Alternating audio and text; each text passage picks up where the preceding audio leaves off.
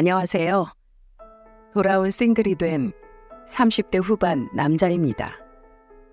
제 오랜 꿈이 행복한 가정을 이루는 거였는데 이제는 그냥 인생을 즐기며 살고 있어요. 그래도 노총각으로 불리는 것보다 이웃남이 나은 것 같기도 합니다. 제가 워낙 긍정적인 성격이라 그런지 이혼하고도 정신적으로 힘들었던 적은 없었죠. 사실 이혼했다고 동네방네 소리를 지르고 다니고 싶을 만큼 속이 다 시원했어요. 그동안 답답하게 억눌러 왔던 제 속이 이혼 도장 한 번에 뻥 뚫렸던 거죠. 길고 긴 시험을 준비하다가 에라 모르겠다 하고 찢어버린 기분이었답니다. 제가 이렇게 이혼해서 시원하다고 하면 주변에 한 명쯤은 저를 탓하면서 이런 말을 하고는 했어요. 남들도 다 그렇게 살아. 지금 이혼하고 재혼하면 뭐 다를 것 같아? 어차피 결혼하면 부부는 사랑이 아니라 의리로 사는 거야, 의리. 친구 녀석 중 몇 명은 꼭 이런 말을 하면서 저를 탓하기도 했었죠. 하지만 친구 말처럼 부부는 사랑을 넘어서 의리로 사는 게 결혼이라면 저한테 이혼은 최고의 선택이었습니다. 왜냐하면 제 전처한테 의리는커녕 기본적인 예의조차 느끼지 못하고 살았거든요. 사람이 학벌 좋고 배운 거 많다고 해서 인성까지 좋은 건 아니었습니다.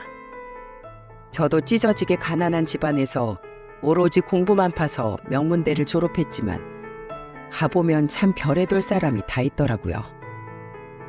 그때 든 생각이 사람이 사회로 나오기 전에 가정에서 보고 배운 게 참 중요하다는 사실이었죠. 옛말에 밥상머리 교육이 중요하다는 말도 있지 않습니까? 비록 저는 찢어지게 가난한 집에서 태어났지만 부모님께 옳고 그름은 제대로 배우고 컸다고 자부할 수 있습니다. 항상 부지런한 아버지는 죽어라 일하셨지만 세상을 떠나는 그 순간에도 가난을 벗어나지는 못하셨어요. 하지만 아무것도 없는 집에 사랑을 심어주고 가셨죠. 저희 가족한테는 조금 특별한 비밀이 있었거든요. 가슴 아픈 비밀이긴 한데 저와 남동생을 낳아주신 어머니는 제가 7살 때 지병으로 세상을 떠나셨답니다. 한창 엄마 품에서 울고 때를 쓸 나이에 저는 슬픈 이별을 인정해야만 했죠. 그 후 아버지 혼자서 생계, 2 아들 키우는 것까지 다 도맡아 했으니까 얼마나 힘드셨겠어요. 그러다 제가 중학교 2학년 때 집에 새어머니를 데리고 오신 거죠. 저는 친어머니가 돌아가신 자리에 새어머니가 생길 거라고 상상도 못했어요. 그리고 그때는 새엄마, 계모에 대한 인식이 안 좋을 때라 괜히 적대감까지 들었고요. 이런 제 속도 모르고 아버지는 저와 남동생을 나란히 앉혀놓고 진지하게 말씀하셨어요. 인사해. 여기는 새어머니야. 우리한테 엄마가 어딨어요? 난 절대 인정 못해요. 어허, 어른한테 그게 무슨 말버릇이야? 아빠가 널 그렇게 가르쳤어? 오늘 종아리 한번 맞아볼래? 소리를 지르면서 새어머니를 인정 못하겠다고 하자 아버지는 오히려 저한테 화를 내셨죠. 그런데 그때 아버지 옆에 있던 새어머니가 아버지를 말리며 말했습니다. 그렇게 몰아세우면 어떡해요. 애들 입장도 생각해줘야죠. 애들이 저를 보고 얼마나 놀랐겠어요. 처음 들어본 새어머니의 목소리였어요. 하지만 그때는 괜히 심통도 나고 사춘기라 아버지도 새어머니도 모두 믿기만 했답니다. 왠지 새어머니와 친해지고 나면 돌변해서 저와 남동생을 구박하고 못살게 굴 것 같았죠. 그래서 저를 보고 환하게 웃으면서 반겨주는 새어머니를 보고 저는 화를 내며 소리쳤어요. 왜 남의 집에 함부로 들어와요? 누가 여기 들어오라고 했어요? 난 그냥 아버지랑 너희들 집에 오면 배고플까봐 미리 준비하고 있었어.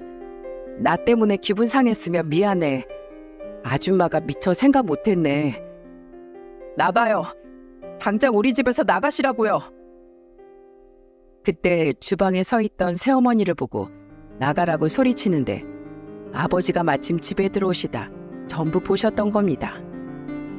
아버지는 얼굴이 시뻘겋게 달아오를 만큼 악을 쓰며 소리 지르던 저를 보고 거실에 있던 효자손을 들고 금방이라도 저를 때릴 듯이 소리치셨어요.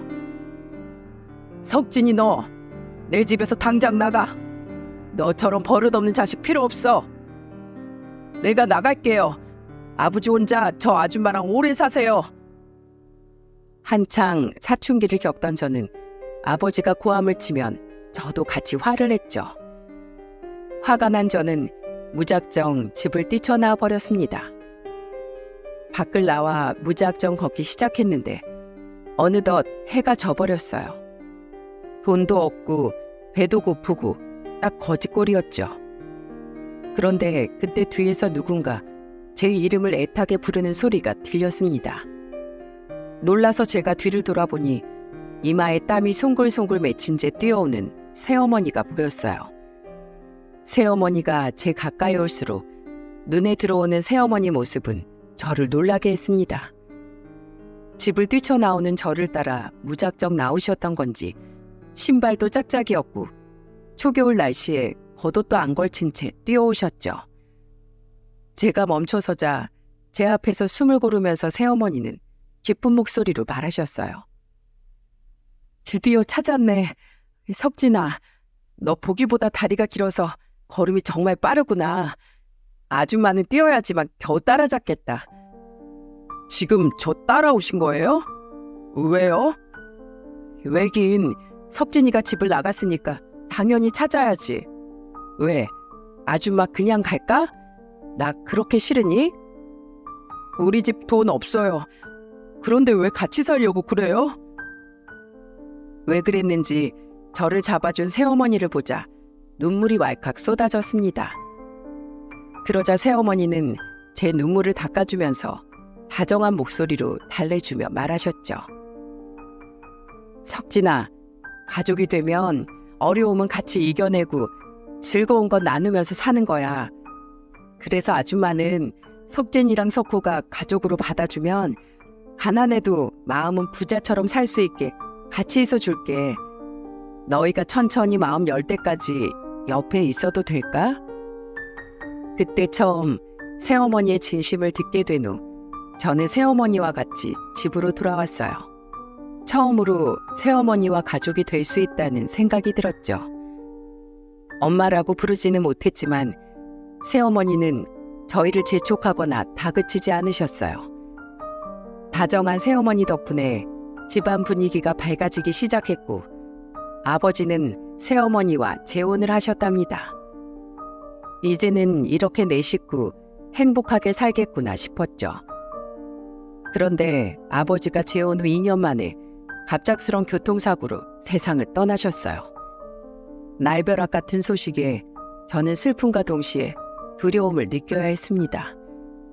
이제 아버지가 돌아가셨으니까 새어머니가 저와 남동생을 두고 떠나실 것 같았죠. 그때 중학생이던 석호가 새어머니에게 다가가더니 어깨를 다독이면서 이런 말을 했죠. 울지 마세요. 힘을 내셔야죠. 이젠 아버지도 잊으시고 저랑 형도 전부 잊고 떠나실 거잖아요. 그게 무슨 소리야. 내가 너희를 왜 떠나? 어차피 아빠 때문에 같이 살았던 거잖아요. 이제 아버지 없으니까 우리만 두고 가실 거 다 알아요. 석호가 눈물 콧물 범벅이 된 얼굴로 말하자 새어머니는 갑자기 석호 손을 잡더니 저를 보고 이쪽으로 오라며 손짓하셨어요. 제가 가까이 가자 새어머니는 저와 동생을 품에 꽉 안아주셨습니다. 그러더니 오열하는 목소리로 저희를 부둥켜 안고 말씀하셨죠. 너희들은 내가 지킬 거야. 난 평생 너희들 키울 거야. 난 한 번도 너희가 내 자식 아니라고 생각해 본 적 없었어. 내가 내 새끼들 두고 어딜 가. 그러니까 이 엄마 믿고 같이 잘 살아보자. 아버지도 그러시길 바라실 거야. 울지 마. 너희가 울면 나도 가슴이 아파. 그때 저와 석호는 새어머니를 같이 끌어안고 어머니라고 부르며 울었습니다. 그렇게 장례식이 끝나고 어머니와 저 석호는 셋이 살게 됐어요. 처음에는 좀 어색했지만 지내다 보니까 어머니 소리가 자연스럽게 나왔죠. 어머니는 홀로 저와 석호를 키우기 위해 시장에서 나물과 야채를 팔러 다니셨습니다.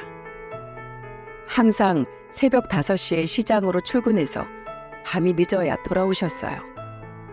한밤중에 어머니가 오지 않으면 저와 석호는 정류장으로 어머니를 마중 나갔죠.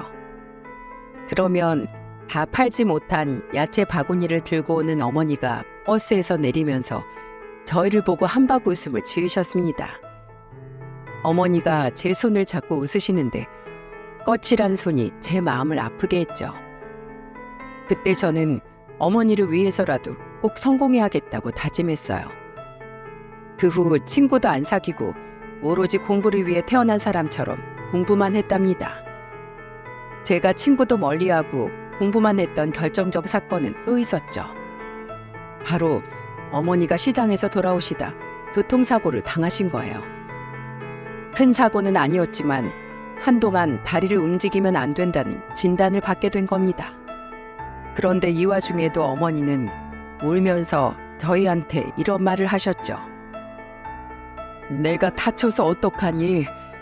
일도 해야 하고 너희 밥도 챙겨줘야 하는데 내가 이렇게 팔자 좋게 병원에 있어서 어떡해? 엄마, 우리 다 컸어요.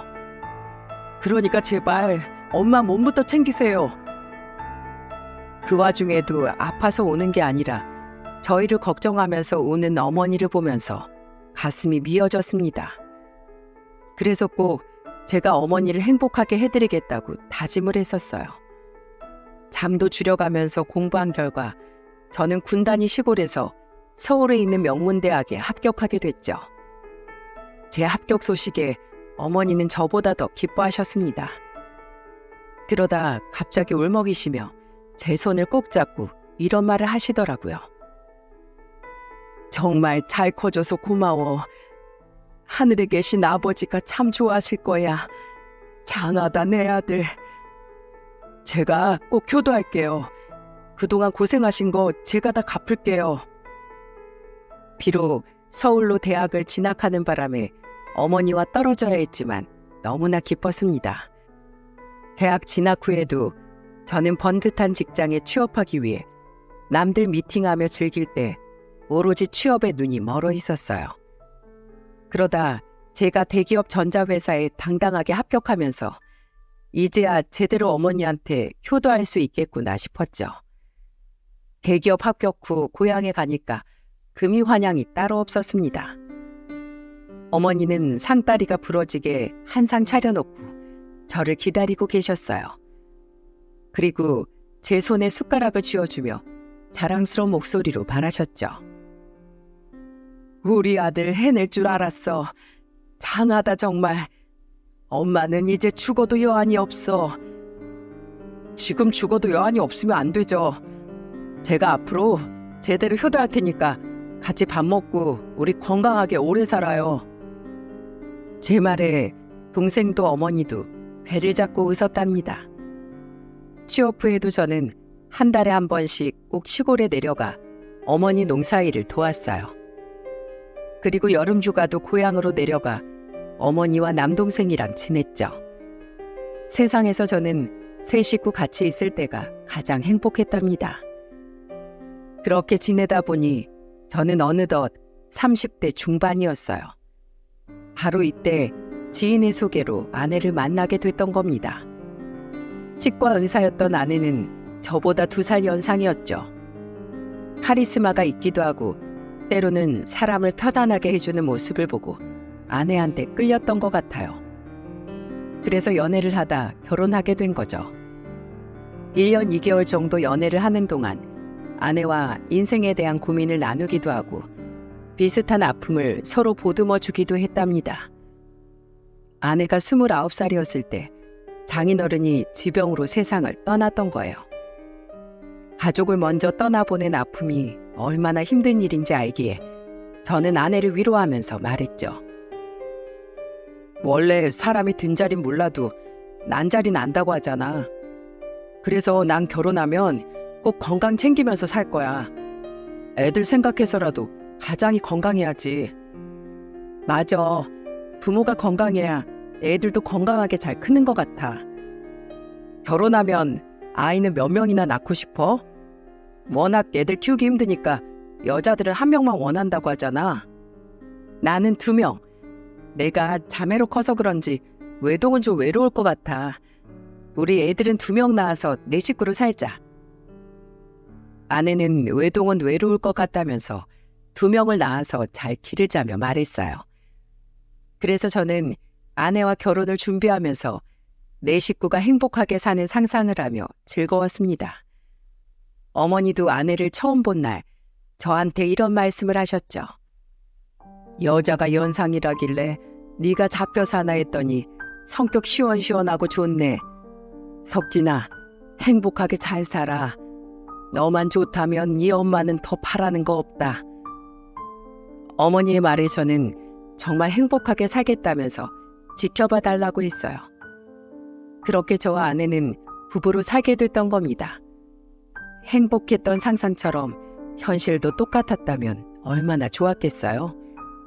여자들이 시댁은 멀면 멀수록 좋다고 말하던데 지금 생각해보면 저도 처가와 멀었다면 어땠을까 하는 생각이 듭니다.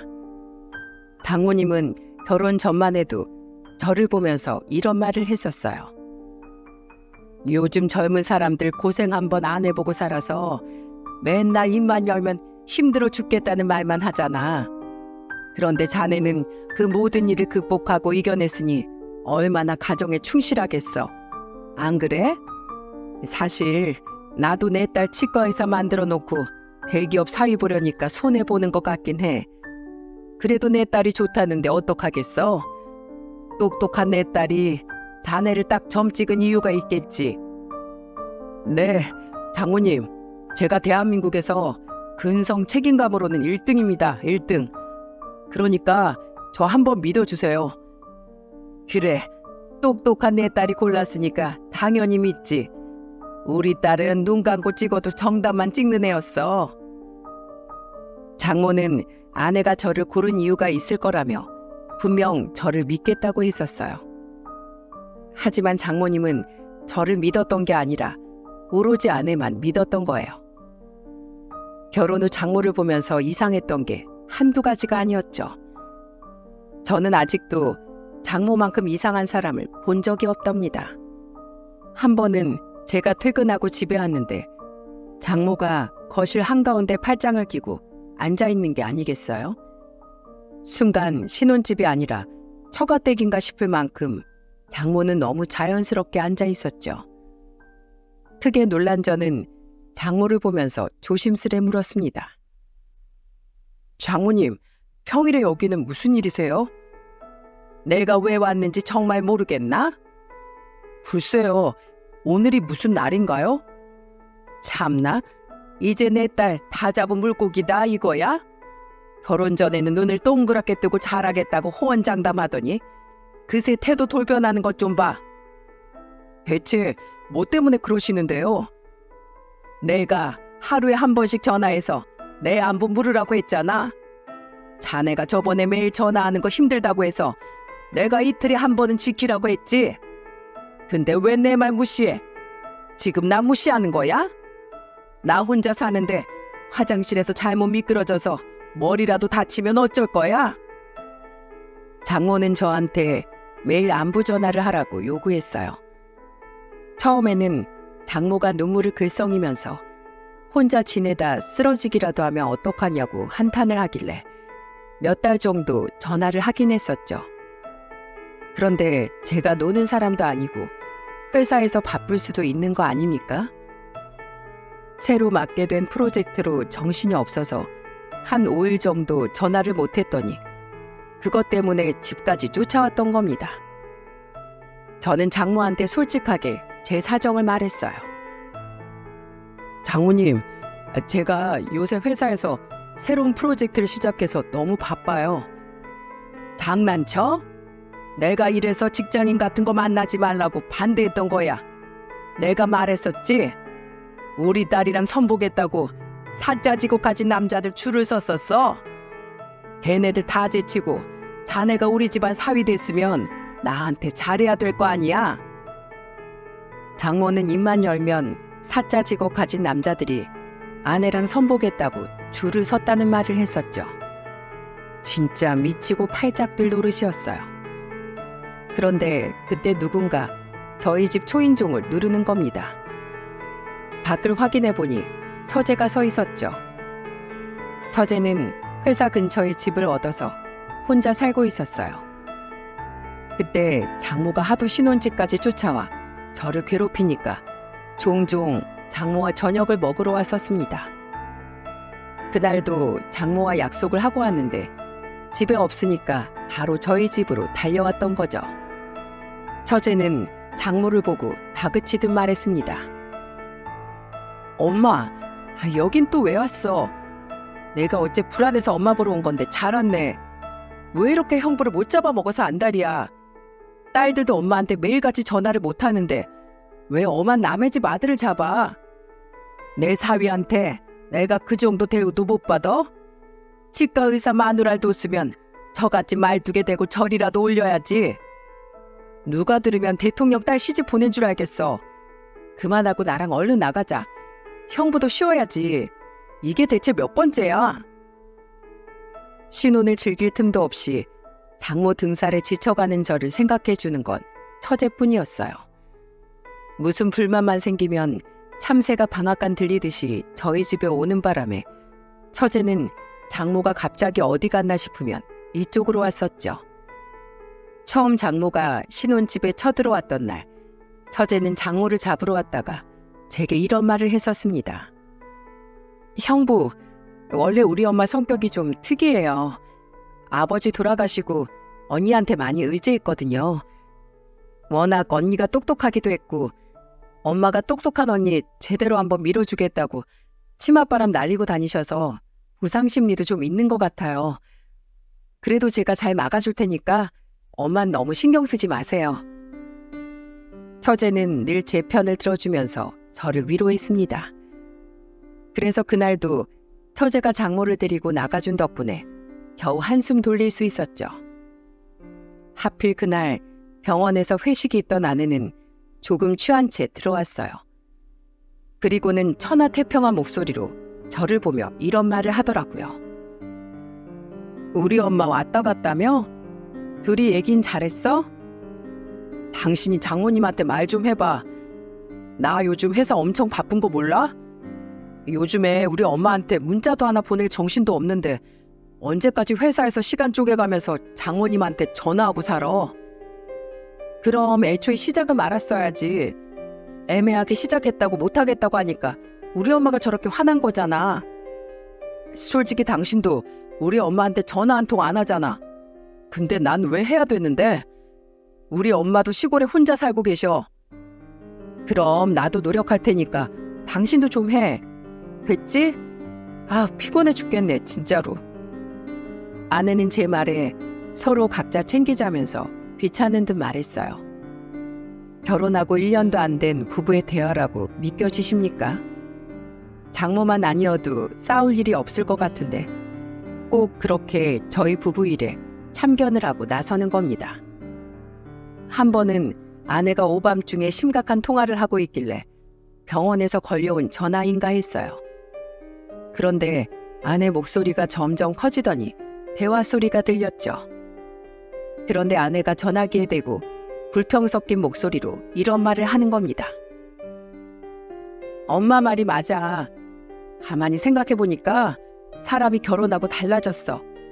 이제 결혼했다고 긴장 풀린 거야. 결혼 전에는 간이고 쓸개고 빼줄 것처럼 그러더니 결혼하고 나니까 자기 엄마한테도 전화하라는 거 있지? 더 말할 가치도 없어서 알겠다고 했지 뭐. 전화했는지 안 했는지 자기가 어떻게 알겠어? 시골에 있는 양반이 서울까지 쫓아올 거야 뭐야? 엄마라고 하는 걸 들어보니까 통화 상대는 장모였어요. 그때 아내가 전화기를 스피커폰으로 바꾸더니 옆에 있던 물을 마시고 있었죠. 그리고 이어서 들려온 장모의 말은 너무 충격적이었어요. 장모는 아내한테 호들갑을 떨면서 이런 말을 하더군요. 어딜 의사 선생님한테 시골에 전화하라고 명령질이야? 너 절대 하지 마. 그런 전화하기 시작하면 너 나중에는 시댁에 일이 있을 때마다 불려간다. 애초에 난 아무것도 못한다. 이런 자세로 나가란 말이야. 내가 너 시댁 눈치 보라고 키워놓은 줄 알아? 절대 굽혀서 지고 들어가지 마. 그리고 내일부터 네 남편 나한테 꼭 전화하라고 아주 들들 볶아. 진절머리 나게 볶아. 신혼 초에 남편 잘 길들여 놔야 네가 편하게 사는 거야. 말하는 것만 들어보면 장모가 거의 코치나 다름없었죠. 세상에 전화 한 통에 지고 말고가 어디 있습니까? 그리고 그동안 장모가 전화에 집착했던 이유가 저를 길들이기 위해서였단 걸 알게 됐어요. 그 순간 저는 방문을 열고 들어가 아내 전화기를 뺏어 들었습니다. 그러자 갑자기 들어온 저를 보고 놀란 아내는 눈이 휘둥그레져서 저를 쳐다만 봤죠. 저는 스피커폰인 전화기를 들고 장모한테 이렇게 말했습니다. 사위가 아니라 애완견 들이셨어요? 길들이긴 뭘 길들인다고 그러세요? 이런 식으로 부부 사이에 끼어들면 저희가 어떻게 살아요? 뭐야? 전화를 왜 자네가 받아? 앞으로 이런 식으로 끼어들지 말아달라는 말하려고 전화 받았어요. 저희끼리 맞춰가게 그냥 두세요 좀. 자꾸 이렇게 참견하시면 앞으로 그냥 각자 집안만 챙기는 걸로 할게요. 서로 더러운 걸 보느니 그게 좋겠네요. 그게 말이 되냐고? 내가 치과 의사 딸 시집 보내고 사위 덕 보는지 주변에서 얼마나 기대하는 눈치인데. 사위 덕 보고 싶으시면 장모님부터 제대로 하셔야죠. 제가 그동안 못했던 것도 아닌데 정말 너무하신 거 아니에요? 이번 일은 내가 사과함세. 그러니까 각자 챙기겠다 뭐다 그거 취소해. 장모 속셈은 결국 사위 덕을 보고 싶었던 거예요. 그동안 개차반 같은 사이도 아니었는데 도무지 이해가 안 갔죠. 그날 아내도 저한테 섣부른 오해를 했다며 사과를 했습니다. 하지만 문제는 이게 끝이 아니었어요. 이후에도 장모가 아내한테 감나라 배나라 시켜서 매일같이 싸움의 연속이었죠. 결혼 전만 해도 아이는 둘 낳겠다던 아내가 결혼하고 2년쯤 지나자 말을 바꾸는 게 아니겠습니까? 그래서 아내와 아이 문제로 싸우는 날이 늘어만 갔어요. 그러다 한 번은 시골에 계신 어머니가 아내 생일이라 축하한다며 전화하셨다가 아내가 요새 속이 좀 안 좋다고 말하자 혹시 임신한 거 아니냐며 물으셨던 것 같았습니다. 그런데 아내는 버럭 화를 내면서 소리치기 시작했죠. 임신이라뇨? 제가 애 낳는 기계도 아니고 그게 무슨 말씀이세요? 저는 애 낳을 생각 없으니까 둘째 며느리한테나 물어보세요. 저 같은 고급 인력이 애 낳 키우면서 살면 인재 낭비거든요. 질문 참 교양 없네요. 저는 옆에 있다가 갑자기 정색하는 아내를 보고 황당했어요. 결혼한 여자한테 충분히 물어볼 수 있는 질문 아닙니까? 저희 어머니가 매일같이 전화해서 임신했냐고 물어본 것도 아니고 저렇게까지 화내는 아내를 이해할 수 없었어요. 그래서 저는 전화를 뺏어서 어머니께 사과하고 끊어버렸죠. 그리고 아내를 보고 화를 내며 말했어요.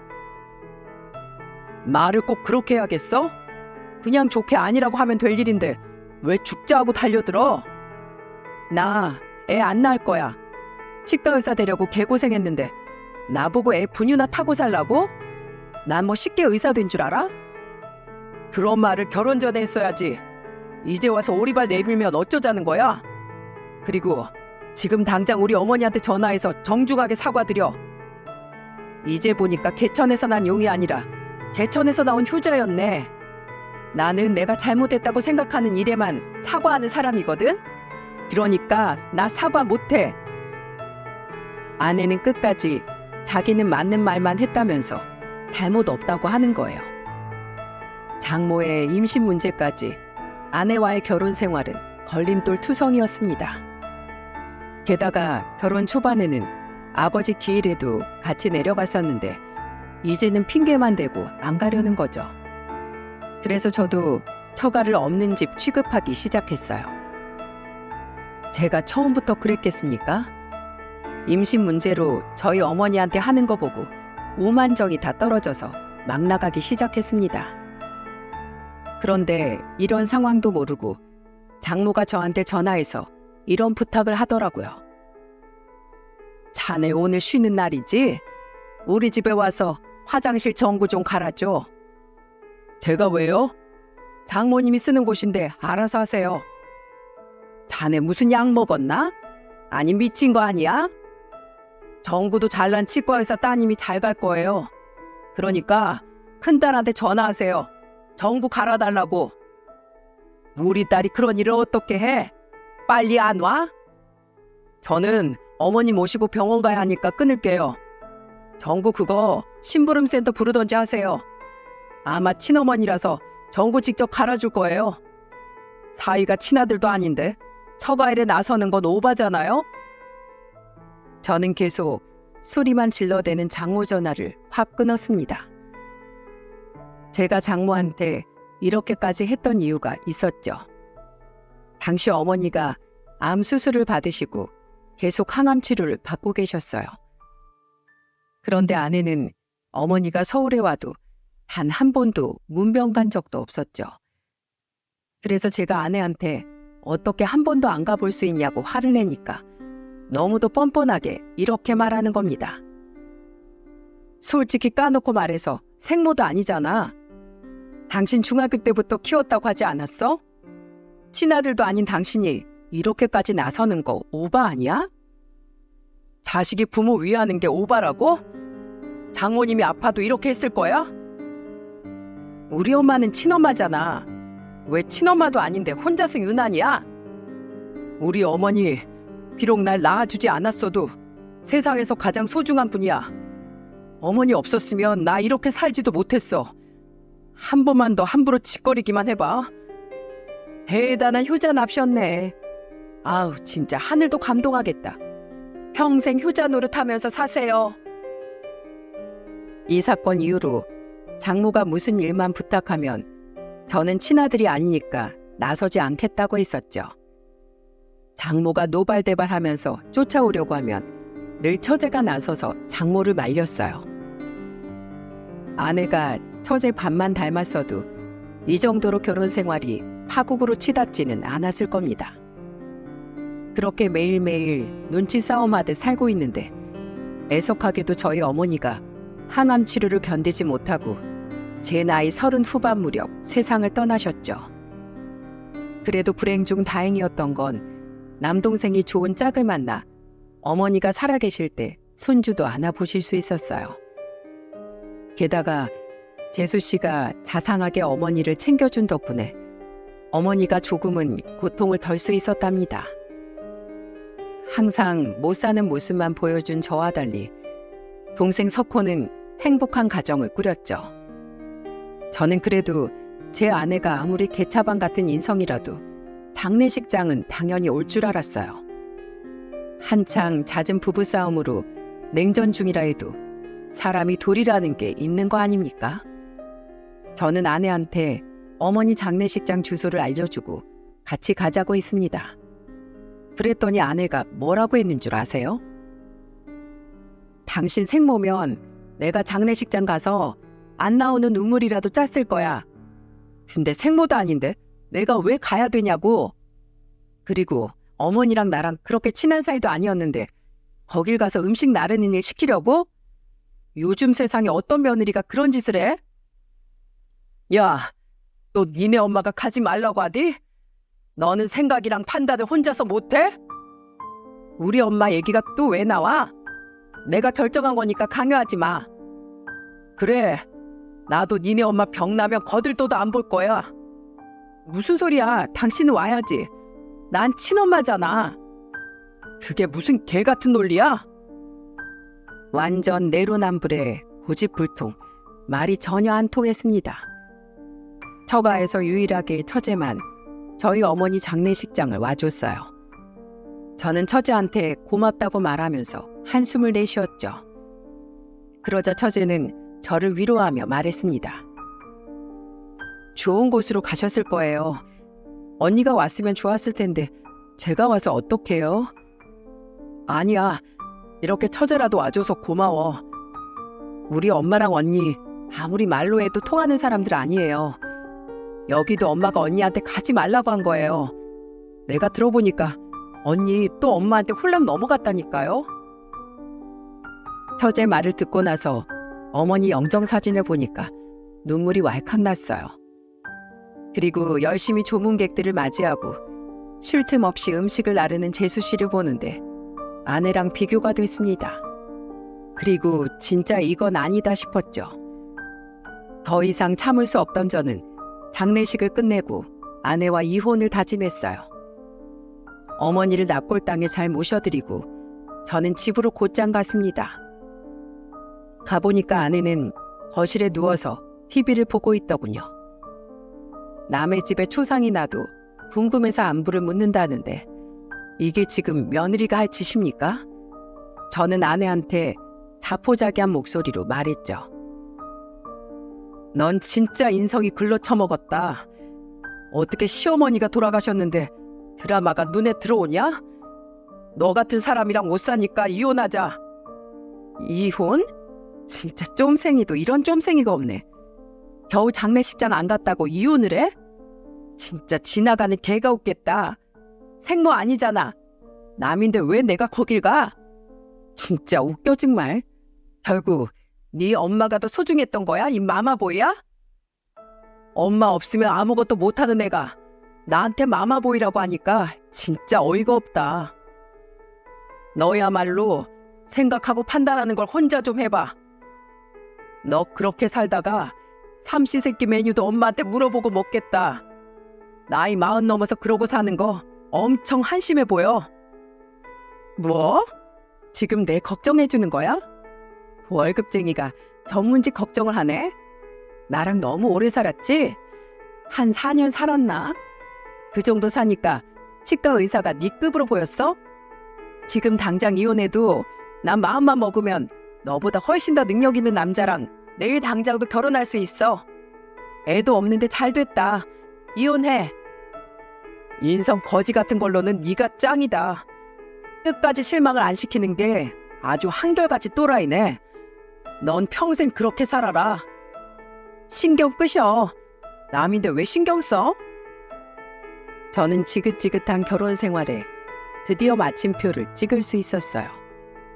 아내와 이혼을 하기로 서로 얘기를 끝냈는데 바로 장모한테 전화가 오는 겁니다. 그새 아내가 장모한테 이혼한다고 말한 거죠. 근데 전화를 받아보니까 장모가 아주 기름 붓는 소리를 하기 시작했어요. 자네 정말 우리 딸이랑 이혼하는 거야? 네, 왜요? 아이고 고맙네 고마워. 드디어 이혼해줘서 정말 고맙네. 나도 이제 사자 달고 있는 사위 봐야지. 언제까지 이혼꼬리로 사는 자네랑 살 수는 없잖아. 안 그래? 네, 뭐 알아서 하세요.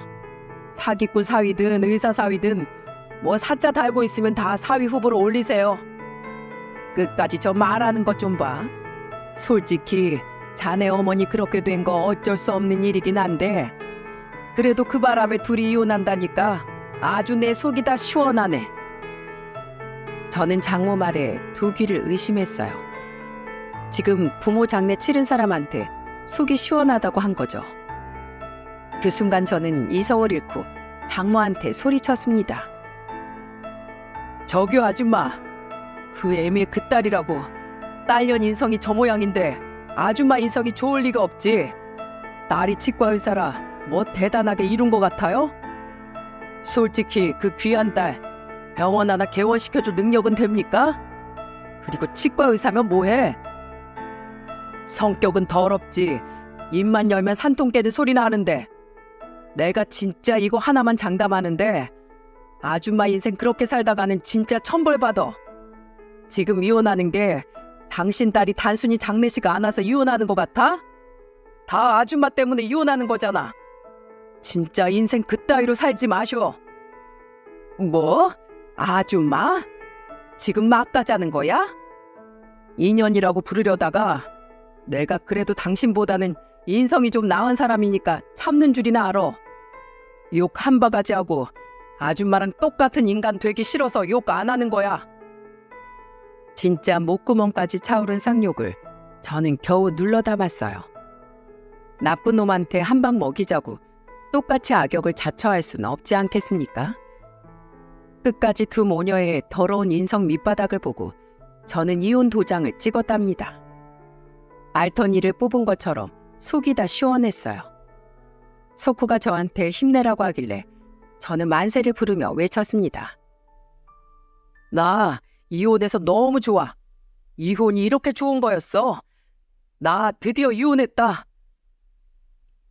저는 한동안 잠도 푹 자고 즐거운 일상을 만끽했어요. 그동안 말도 안 되는 고집 부리는 정신 나간 모녀 때문에 미칠 뻔했었죠. 이혼이 이렇게 좋은 건 줄 알았으면 진작에 할 걸 그랬습니다. 등산도 하고 운동도 다니면서 건강한 패턴을 만들어 갔어요. 그리고 몇 달 뒤 남동생이 예쁜 조카를 낳아서 조카 보는 재미에 살았답니다. 저는 고생한 재수 씨한테 선물을 주며 말했어요. 조카 너무 예뻐요. 우리 집에 재수 씨가 있어서 얼마나 다행인지 몰라요. 아주버님, 요즘에 안색 좋아 보여서 다행이네요. 앞으로 조카 보러 자주 오세요. 재수 씨는 저한테 편하게 조카를 보러 오라면서 말했죠. 그렇게 저는 일도 하고 조카도 보다 보니 어느덧 3년이라는 시간이 흘러 있었어요. 역시 만병의 원인은 스트레스라고 이혼하고 나니까 밥도 잘 넘어갔습니다. 그런데 이혼하고 3년쯤 지났을 때 전처한테 뜬금없이 전화가 온 거예요. 이혼하고 한 1년까지는 처제와 한 두어 번 정도 안부를 묻곤 했는데 전처한테 연락이 온 건 처음이었죠. 그리고 전처는 이혼하고 1년 뒤 의사랑 재혼을 했다고 들었는데 왜 전화를 했나 싶었습니다. 이게 무슨 일인가 싶어서 전화를 받아보니까 전처는 울면서 제게 말했어요. 여보, 잘 지내? 지랄을 해라. 누가 여보야? 이혼한 지 3년이 지났구만. 술 마셨으면 발 닦고 잠이나 자. 미안해. 근데 내가 정말 부탁이 있어서 그래. 잠깐 이쪽으로 와주면 안 될까? 미쳤어? 내가 왜 가? 그리고 재혼했다며. 처제는 나 이혼하고 나서 대신 사과까지 하더라. 제발 동생 반만 닮아봐라. 스스로를 돌아보고 주변에 사과할 사람 없나 좀 살피고 살아. 제가 큰 소리를 치며 다그치자 전처는 울기 시작했어요. 왜 남의 집 여자 우는 소리를 들어야 하나 싶어서 저는 단호하게 말했죠. 야, 울 거면 니네 엄마한테 가서 울어. 너 그거 잘하잖아. 우리 엄마 돌아가셨어.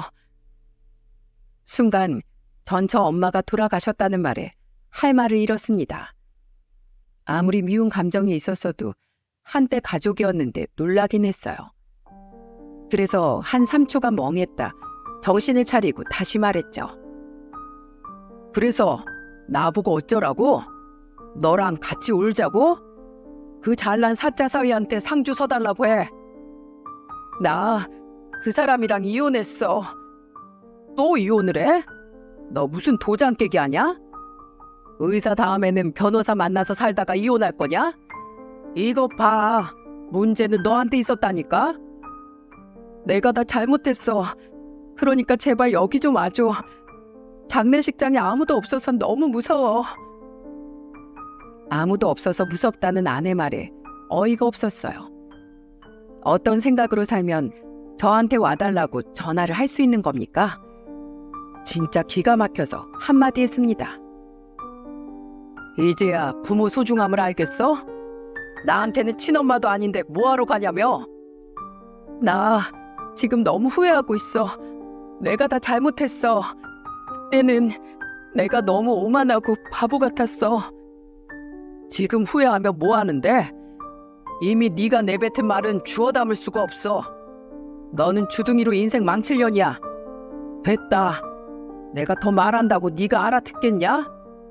뒤늦게 후회하고 사과해도 소용없으니까 끊어. 2번 다시 나한테 연락하지 마. 쌍욕 듣기 싫으면 내 번 얼른 지워라.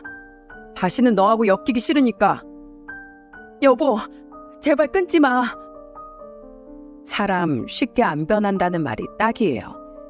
아주 끝까지 내로남불이었죠.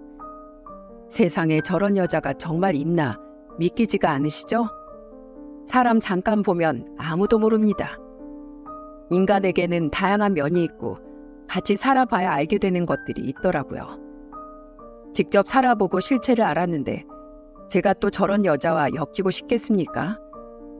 정말 지금 생각해도 어떻게 저렇게 뻔뻔하게 전화해서 와달라는 소리를 했는지 이해가 안 갑니다.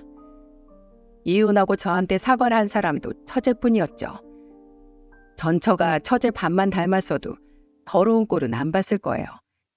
이제는 전처도 완전히 연락이 끊겼고 더 이상 제 인생을 좀먹는 인간들은 한 명도 없답니다. 온전한 제 인생에 집중하면서 잘 살고 있어요. 조카도 제법 많이 커서 이제는 어머니 납골당에 같이 가기도 하죠.